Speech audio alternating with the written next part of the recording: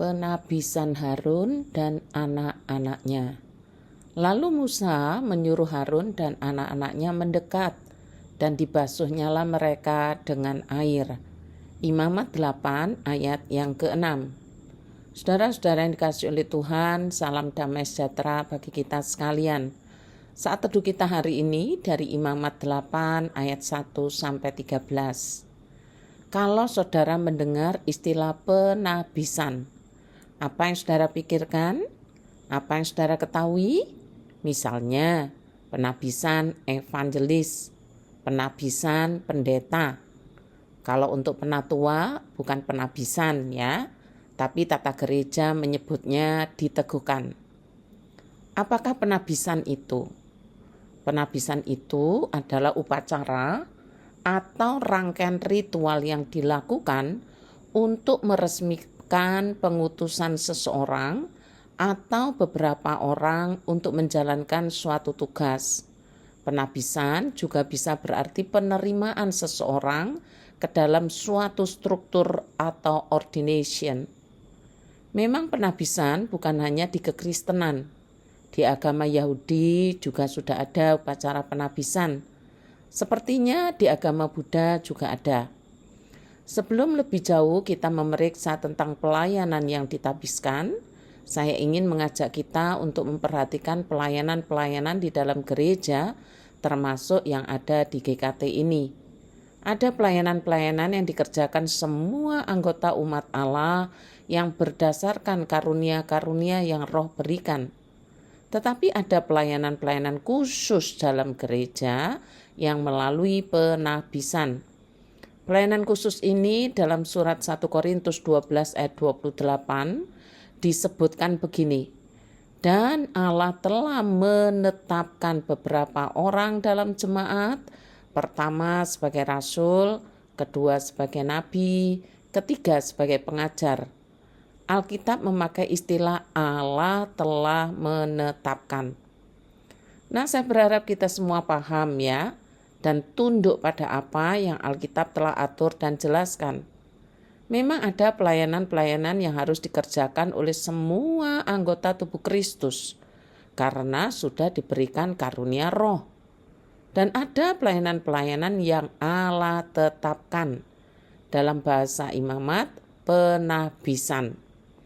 Mari kita menghormati Tuhan Allah kita yang telah menetapkan pelayanan-pelayanan yang ditabiskan dengan tidak bertindak semena-mena terhadap mereka yang ditabis.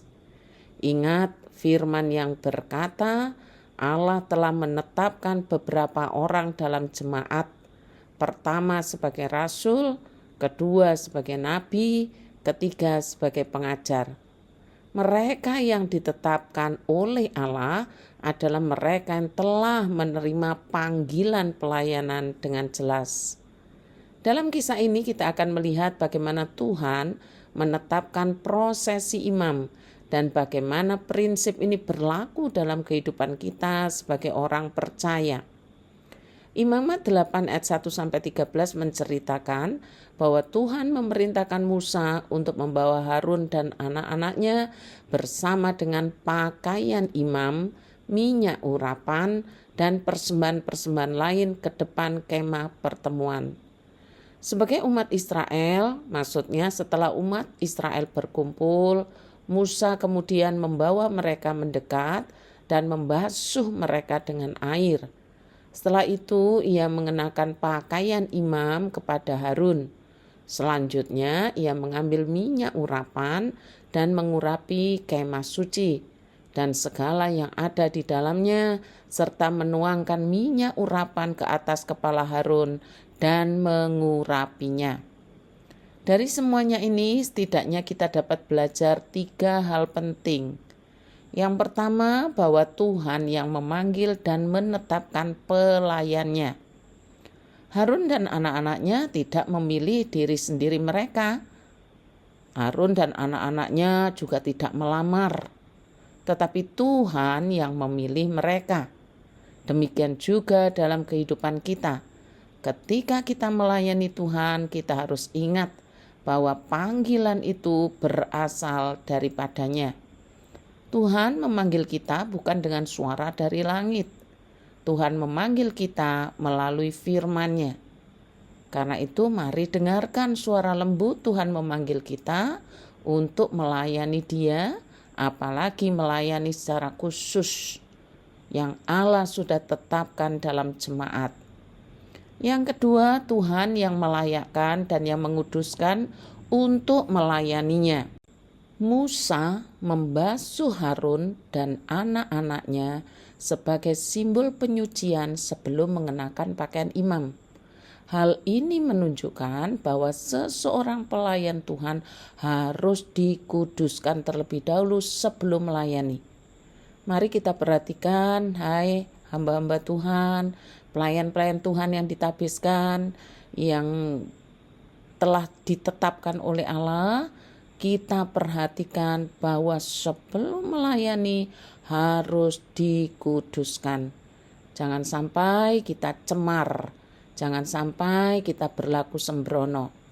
Yang ketiga, Tuhan yang memberi kuasa dalam pelayanan. Musa kemudian mengurapi kemah suci dan Harun dengan minyak urapan.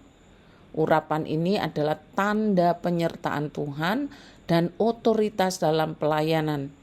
Ini mengingatkan kita bahwa tanpa urapan Tuhan, pelayanan kita akan sia-sia. Pada akhirnya, pelayanan kepada Tuhan bukan hanya tentang aktivitas, bukan hanya tentang bekerja, tetapi tentang spiritualitas, tentang kerohanian. Tuhanlah yang memanggil, menyucikan, dan memberi kuasa kepada setiap orang yang melayaninya. Marilah kita renungkan apakah pelayanan yang kita lakukan sudah benar di hadapan Tuhan. Sudahkah kita membiarkan Tuhan menguduskan dan mengurapi kita untuk pekerjaannya? Pelayanan yang benar akan menghasilkan buah dalam diri kita. Dihaluskan budi bahasa kita sebagaimana budi bahasa Kristus. Ia akan meninggalkan manusia lama dengan cara hidup yang lama.